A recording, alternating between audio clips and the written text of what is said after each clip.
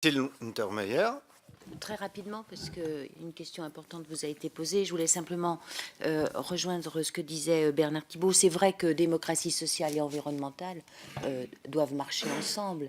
Et ce que je trouve important peut-être et intéressant à relever, c'est que finalement, ces questions d'environnement font que les citoyens s'intéressent à la politique.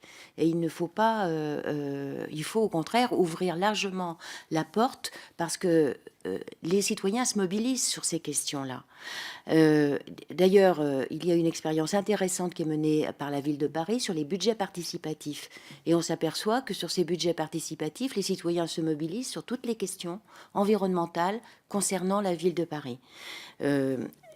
Et puis une deuxième observation, je pense qu'il ne faut pas qu'on oppose, on le fait tout le temps, opposer démocratie représentative et participative. En fait, elles obéissent à la même règle qui est celle d'ouvrir le plus possible la parole citoyenne. Donc moi, je ne crains pas, en tant que député, participant, représentant les électeurs, d'une participation dans mon territoire, d'un débat public avec les citoyens. Au contraire, je le recherche parce que c'est le seul moyen de m'éclairer sur ce que veulent vraiment les citoyens et sur l'application de la loi. Et enfin, s'agissant des études d'impact, je crois que là, on voit une cohérence. Nous recherchons avec Claude Barthelone, dans une mission précédente sur la qualité de la loi, nous avons relevé toute l'importance d'avoir une étude d'impact très en amont du dispositif législatif pour que les législateurs s'emparent du projet et aillent, pourquoi pas, le vérifier sur leur territoire.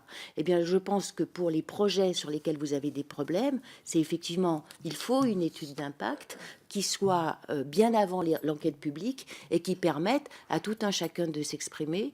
Je crois que c'est comme pour l'entreprise dont on parlait tout à l'heure et la démocratie sociale, il ne faut pas craindre le dialogue avec les auteurs de projets, et c'est au contraire par là qu'on enrichit le débat.